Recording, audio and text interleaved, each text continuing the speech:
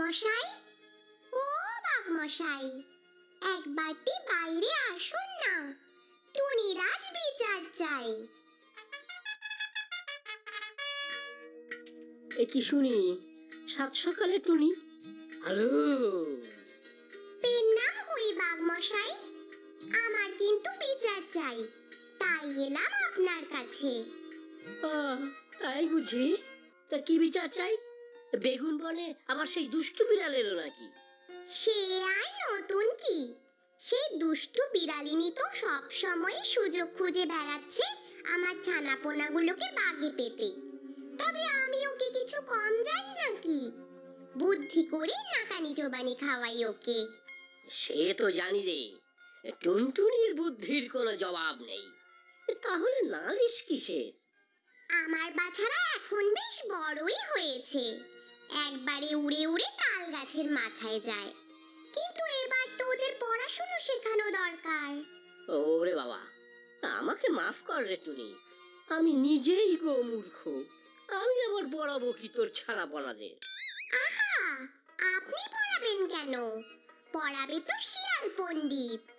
ও তাই বল, এতক্ষণে নিশ্চিন্ত হওয়া গেল।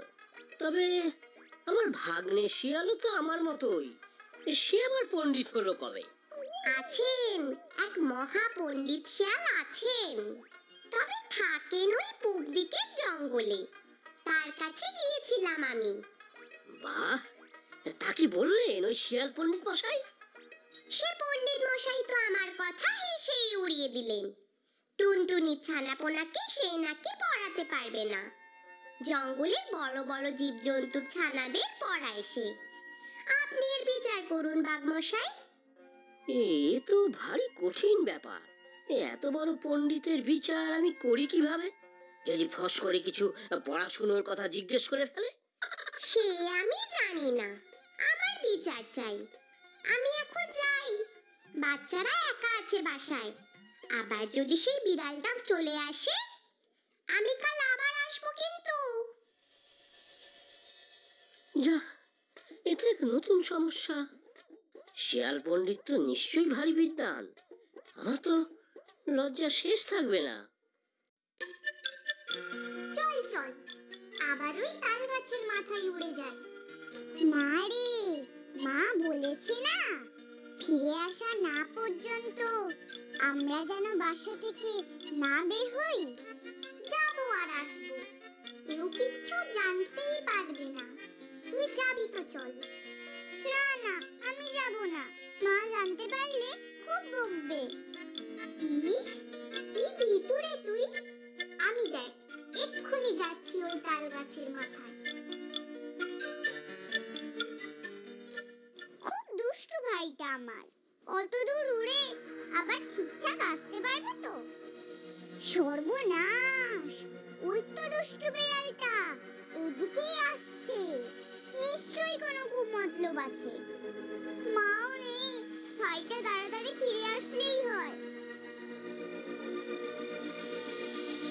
যাই, বেগুন বনে টুনির বাচ্চাটা একবার দেখে যায়। আহা, নধর দুটো বাচ্চা, কবে যে পাবো হাতে। তবে টুনিটা ভারী চালাক, অনেকবার বোকা বানিয়েছে আমাকে। আজ মনে হচ্ছে টুনি বাসায় নেই, দেখি একবার ছানা দুটোকে যদি ধরতে পারি।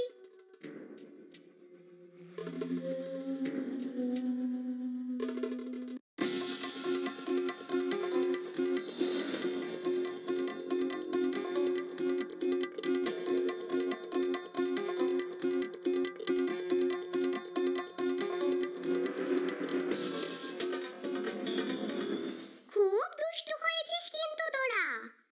আমি না গো মা, এই ভাইটাই জোর করে একা একা উড়ে বেড়াচ্ছিল। ভাগ্যিস আমি ঠিক সময় চলে এসেছিলাম, না হলে যে কি হতো। হ্যাঁ গো মা, দুষ্টু বিড়ালটা তো আমাকে প্রায় ধরেই ফেলেছিল, ঘাড় মটকে দিত নিশ্চয়ই। হ্যাঁ তাই তো, আমি তো দেখে ভয়ই আধমরা। আর কখনো করব না, আমার ঘাট হয়েছে।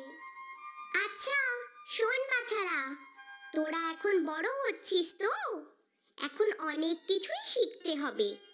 আমি শিয়াল পণ্ডিতের কাছে পাঠাবো ভাবছি তোদের। দেখি বাঘমশাই ওনাকে রাজি করতে পারেন কিনা। কি মজা! আমরা পড়াশোনা শিখবো, তখন আমাদের নিশ্চয়ই তোমার মতো বুদ্ধি হবে। শুধু আমার মতো কেন, আমার থেকেও অনেক বেশি জ্ঞান বুদ্ধি হোক তোদের। আমি চাই তোরা অনেক পড়াশোনা করে জ্ঞান অর্জন করিস, আর জ্ঞানই শক্তি। খুব ভালো হবে মা, পড়াশোনা করে মানুষের মতো পাখি হব। তাহলে চল আমার সাথে, ওই তাল গাছের মাথা পর্যন্ত উড়ে যাই।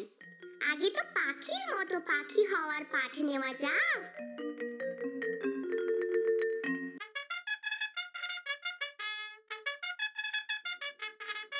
পণ্ডিত মশাই, ও